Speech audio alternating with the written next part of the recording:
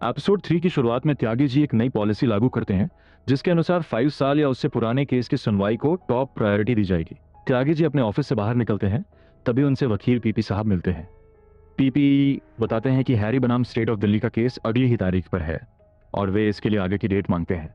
लेकिन त्यागी जी का असिस्टेंट कहता है कि अब यह मुमकिन नहीं है क्योंकि त्यागी जी ने नई पॉलिसी लागू करने का फैसला किया है जिसमें पुराने केस को प्राथमिकता दी जाएगी और पीपी का केस भी पुराना ही है। तो पीपी त्यागी जी को बताते हैं कि अगर इस केस की सुनवाई हुई तो समस्या हो सकती है क्योंकि इस ड्रग्स केस में पुलिस ने जो गांजा जब्त किया था वह पुलिस कस्टडी में चूहे खा गए हैं।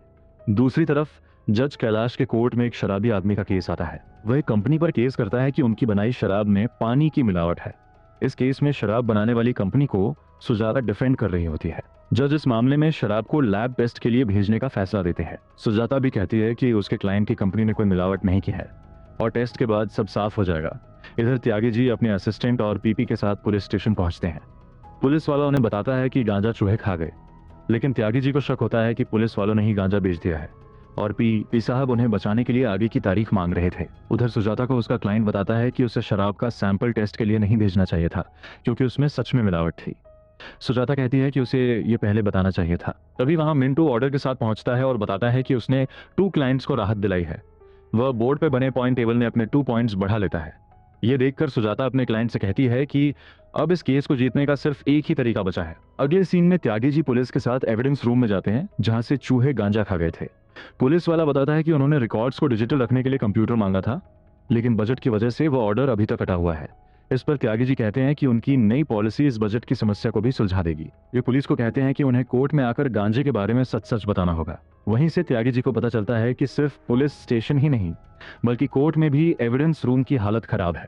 वहां पहले से ही बहुत सारे पुराने सबूत पड़े हैं जिसकी वजह से नए एविडेंस को पुलिस स्टेशन के एविडेंस रूम में ट्रांसफर करना पड़ता है।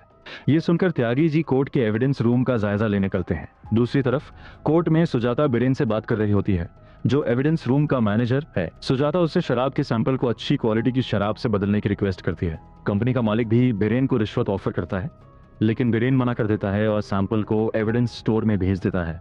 इधर त्यागी जी पीपी और असिस्टेंट के साथ कोर्ट के एविडेंस रूम में पहुंचते हैं जहां सालों पुराने सबूत धूल खा रहे होते हैं। त्यागी जी कहते हैं कि उनकी पॉलिसी से सिर्फ कोर्ट और पुलिस ही नहीं बल्कि एविडेंस मैनेजमेंट में भी सुधार आएगा। तभी बिरेन पूछता है कि यह पॉलिसी लागू कैसे होगी क्योंकि यहाँ रखे कई सबूतों के केस हाई कोर्ट और सुप्रीम कोर्ट में भी चल रहे हैं। अगर वहां से सबूत मांगे गए तो क्या होगा? त्यागी जी कहते हैं कि अगर ऐसा ही चलता रहा तो पुराने केस कभी खत्म नहीं होंगे। तभी बात करते करते उनका हाथ एक रैक से टकरा जाता है जिससे वहां रखी शराब की सैंपल बोतल गिरकर टूट जाती है। पीपी कहते हैं कि यह तो एविडेंस टेम्परिंग का मामला बन सकता है और वे त्यागी जी को वहां से निकल जाने की सलाह देते हैं। वे कहते हैं कि सिस्टम सब संभाल लेगा। इसके बाद त्यागी जी, उनका असिस्टेंट और पीपी वहां से चले जाते हैं। उधर चेंबर में सुजाता का क्लाइंट अपना वकील बदलने की बात करता है। मुंशी बताते हैं कि क्लाइंट अपनी मर्जी से वकील बदल रहा है और उसका केस मिंटू को मिल जाता है। यहाँ सुजाता और लॉ खुश होते हैं कि अब मिंटू ये केस हार जाएगा, लेकिन कोर्ट में बिरेन सुजाता को बताता है कि उसने बोतल बदल दी थी। असल में जब त्यागी जी के हाथ से सैंपल बोतल टूट गई थी तब बिरेन ने उसे उसी बोतल से बदल दिया था जो सुजाता और उसके क्लाइंट ने दी थी, जिसमें बिना मिलावट की शराब थी। इस तरह मिंटू एक और केस की लीड ले लेता है। अंत में जज के ऑफिस में त्यागी जी का असिस्टेंट कहता है कि उनकी पॉलिसी अब लागू नहीं हो पाएगी क्योंकि उसके बहुत नेगेटिव इंपैक्ट हो सकते हैं। इस पर त्यागी जी कुछ और सोचते हैं और अपनी पॉलिसी बदलकर कोर्ट को डिसेबल्ड फ्रेंडली बनाने की नई पॉलिसी लागू कर देते हैं और इसी के साथ एपिसोड 3 खत्म हो जाता है। आगे पुराने डिस्ट्रिक्ट जज तेंदुलकर रिटायर हो रहे होते हैं जहां उन्होंने अपनी रिटायरमेंट पार्टी रखी होती है। त्यागी जी बाकी जजों से पूछते हैं कि कल की पार्टी के लिए अभी तक वेन्यू डिसाइड क्यों नहीं हुआ। इस पर उन्हें पता चलता है कि वेन्यू तो पहले ही तय हो चुका है और सभी को इन्विटेशन भी मिल चुका है, लेकिन तेंदुलकर ने त्यागी जी को इनवाइट नहीं किया।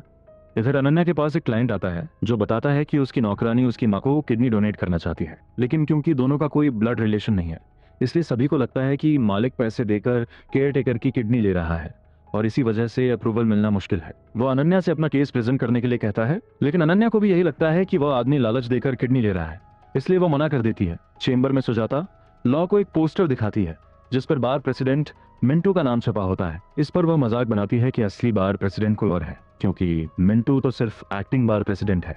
तभी ऑर्डर एक खबर लेकर आता है कि एक चेंबर वाले वकील के पिता की मौत हो गई है जो पटपड़गंज कोर्ट के रिटायर्ड वकील थे। इस पर मिंटू को लोगों की नजर में अपनी जगह बनाने का मौका मिल जाता है और वो ऑर्डर से अनाउंस करवाता है कि उस वकील के पिता के निधन पर अगले दिन कोर्ट में कंडोलेंस के कारण छुट्टी रहेगी। यह खबर सुनकर जज तेंदुलकर त्यागी जी के केबिन में पहुंचते हैं वे कहते हैं कि अगर कल कंडोलेंस की वजह से कोर्ट बंद रहेगा तो उनका फेयरवेल कैसे होगा। इस पर त्यागी जी कुछ सोचते हैं और तेंदुलकर को आश्वासन देते हैं कि कंडोलेंस नहीं होगा। अगले सीन में अनन्या अपने क्लाइंट से बात कर रही होती है, जहां वे बताते हैं कि केयरटेकर उनके परिवार जैसी है और उन्हें उस पर कोई दबाव नहीं डाला है, न ही पैसे दे रहे हैं। केयरटेकर भी कहती है कि क्लाइंट की माँ उसके लिए अपनी माँ जैसी है और वो उनका दर्द नहीं देख पा रही, इसलिए किडनी देना चाहती है। अनन्या को लगता है कि वे सच बोल रहे हैं और वो उनका केस अप्रूवल अथॉरिटी के सामने पेश करने के लिए मान जाती है। दूसरी तरफ मिंटू ऑर्डर के साथ फूल लेकर धीरज के चेंबर में जाता है, जिसके पिता की मृत्यु हुई है। वहां पहले से ही कई वकील मौजूद होते हैं और सभी मिंटू के फैसले का विरोध कर रहे होते हैं। बगई जी कहते हैं कि मिंटू ने कंडोलेंस बुलाने से पहले अपने चेंबर के लोगों के बारे में ही सोचा। दरअसल चेंबर वाले वकील फोयर वाले वकीलों को अपने से नीचे समझते हैं, इसलिए सभी मिंटू के फैसले के खिलाफ होते हैं। मिंटू और ऑर्डर बाहर निकलते हुए सोचते हैं कि अब उन्हें कंडोलेंस का फैसला वापस लेना पड़ेगा, लेकिन बाहर फोयर वाले वकील उनके समर्थन में नारे लगा रहे होते हैं। वे कहते हैं कि उन्होंने हमेशा मिंटू को गलत समझा, लेकिन आज उसने उनके एक साथी के लिए कंडोलेंस रखकर उन्हें इज्जत दी है। अब मिंटू दुविधा में पड़ जाता है कि वह फैसला वापस ले या नहीं। उधर कोर्ट रूम में अनन्या अपने क्लाइंट को लेकर अप्रूवल अथॉरिटी के पास जाती है। वहां बैठा अधिकारी कहता है कि आजकल लोग पैसे लेकर ऐसे काम करते हैं। ये सुनकर अनन्या चौंक जाती है। अनन्या कहती है कि ये एक जेन्युइन केस है। अधिकारी केयरटेकर से कहता है कि अगर वो पैसे ले भी रही होती तो कोई दिक्कत नहीं, लेकिन उसे सही रेट मिलना चाहिए। वो बताता है कि आजकल लोग स्मार्टफोन के दाम में किडनी दे देते हैं, जबकि रेट हैचबैक कार जितना चल रहा है। वो कहता है कि अगली सुबह 10 बजे कमेटी के सामने आना, जहां केस सुनकर फैसला लिया जाएगा। अनन्या देखती है कि कमेटी में एक मेंबर सागरिका है, जिसे वह पहले मिल चुकी है। इस पर अधिकारी कहता है कि आप कमेटी मेंबर को जानती हैं, तो आपके केस के फेवर में जाने के चांस बढ़ जाते हैं। ये सुनकर सभी खुश होकर बाहर निकलते हैं।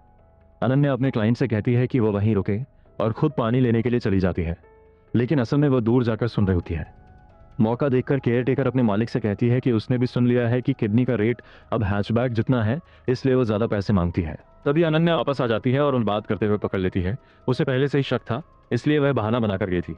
अब वह कहती है कि वो उनका आवेदन रिजेक्ट करवा देगी। उधर मिंटू को त्यागी जी अपने ऑफिस में बुलाते हैं और कहते हैं कि उसे कंडोलेंस वापस लेना होगा, क्योंकि उन्होंने तेंदुलकर को वादा किया है। लेकिन मिंटू कहता है कि उसने भी वकीलों से वादा किया है, इसलिए वो अपना फैसला नहीं बदल सकता। वो कहता है कि फोयर वाले पहली बार उसके लिए नारे लगा रहे थे और उसे पहली बार पावर महसूस हो रही है। त्यागी जी समझाते हैं कि ऐसा करने से वो चेंबर वालों का वोट खो देगा और प्रेसिडेंट नहीं बन पाएगा। मिंटू अपनी समस्या लेकर मुंशी जी के पास जाता है। मुंशी जी कहते हैं कि उसे पहले फोयर वालों को समझना होगा और सुजाता से सलाह लेने को कहते हैं, क्योंकि वो पहले फोयर की वकील रह चुकी है। लेकिन सुजाता एक शर्त रखती है, वो तभी मदद करेगी जब मिंटू पॉइंट्स टेबल में अपने 5 पॉइंट्स उसे देगा। मजबूरी में मिंटू मान जाता है। दूसरी तरफ अनन्या सागरिका के चेंबर में जाती है और उसे पूरा मामला बताती है। सब सुनने के बाद सागरिका कहती है कि अनन्या को ट्रांसप्लांट नहीं रोकना चाहिए।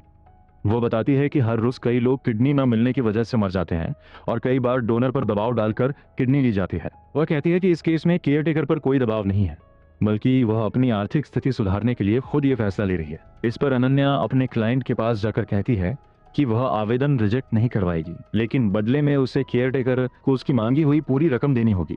इधर सुजाता मिंटू को लेकर फोयर वाले वकीलों के पास जाती है।